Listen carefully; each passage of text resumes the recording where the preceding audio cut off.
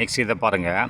The ஆட்டோபயோகிராஃபிக்ஸ் of accomplished sport persons are repelled with the challenges they faced and their single-minded pursuit towards that goal அப்படின்றான். அப்போ நல்லா கவனிங்க. தி ஆட்டோபயோகிராஃபிக்கு அப்படின்னு சொன்னால் ஒரு அவங்களோட சுயசரிதம். அப்போ இப்போ நீங்கள் இருக்கீங்கன்னா உங்களோட வாழ்க்கையில் நடந்த அனைத்தையும் எழுதுகிறாங்க இல்லையா, அதுதான் சுயசரிதைன்னு சொல்லுவாங்க.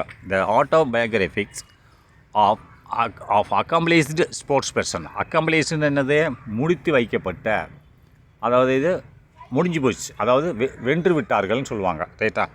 அதை இவன் என்ன போட்டிருக்கான்னு சொன்னால் சாதனை படைத்தான்னு சொல்கிறான். அதை என்ன சொல்கிறது, அக்காம்ப்ளிஷ்டு. அது autobiographics of accomplished sports persons are அப்படின்னா அக்காம்ப்ளிஷ்டு ஸ்போர்ட்ஸ் பர்சன்ஸ்னு சொன்னால், அதாவது அந்த ஆட்டோபயோகிராஃபின்னு சாதனை சுயசரிதைகள். இந்த சுயசரிதை யாருக்கு, ஆஃப் அக்காம்ப்ளிஷ்டு ஸ்போர்ட் பர்சன்ஸ். அப்புறம் சாதனை படைத்த ஸ்போர்ட்ஸ் பர்சன்னா விளையாட்டு வீரர்கள்னு அர்த்தம்.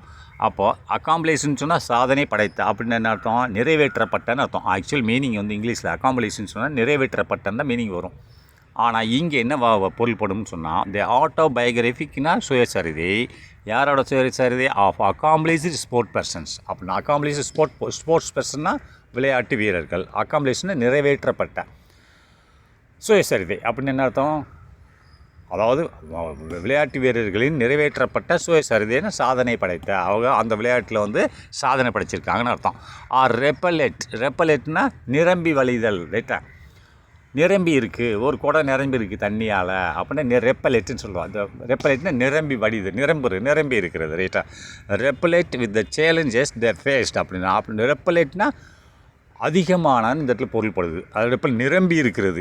அந்த ஸ்போர்ட் பர்சனோட வாழ்க்கையில் என்ன இருக்கிறது, ஆர் ரெப்பலேட் வித் த சேலஞ்சஸ் சவால்கள் நிரம்பி இருக்கிறது. ரைட்டா? சாதாரணமாக போய் ஜெயிச்சுட்டு வர முடியாது. அப்போ எது நிறைஞ்சிருக்கு, சவால்கள் நிறைந்துள்ளன. த ரெப்பலேட் வித் த சேலஞ்சஸ் தே ஃபேஸ்னா அவர்கள் சந்தித்த சவால்கள். அந்த போட்டியில் போய் ஜெயிச்சு வர்றதுக்கு முன்னாடியே அவர்கள் சந்தித்த சவால்கள் நிரம்பியுள்ளன. ரெப்பலேட்னா நிரம்பியுள்ளன, அதிகமான சவால்களை சந்தித்தார்கள் என்று பொருள்படுகிறது. ரைட்டா? And that single minded pursuit towards that goal அப்படின்னா ஒற்றை மனதாக, single minded pursuit towards the goal. அப்போ கோல்னா அவங்களோட கோல்னா குறிக்கோளோட ஒற்றை எண்ணம், ஒற்றை நோக்கத்தில், டுவேர்ட்ஸ் நோக்கம், அதை நோக்கி பயணம் செய்வது. இது தட் கோல், அவங்களோட குறிக்கோளை நோக்கி பயணம் செய்வது ஒற்றை எண்ணத்தோடு. Single minded pursuit towards the கோல் அப்படின்றான். அதை தான் என்ன சொல்கிறாங்கன்னா, ஒற்றை மனதோட பயணம் செய்ததுனால தான் அவங்க அவ்வளவு சவால்கள் நிரம்பி உள்ளதை கூட ஜெயிச்சு வந்திருக்காங்க அப்படின்னு சொல்கிறான்.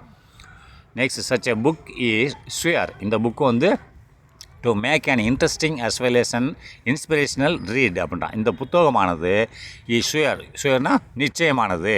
எதற்கு, டு மேக் அன் இன்ட்ரெஸ்டிங்னு சொன்னால் ஊக்கமளிப்பதாக இருக்கிறது, சுவாரஸ்யமாக இருக்கிறது.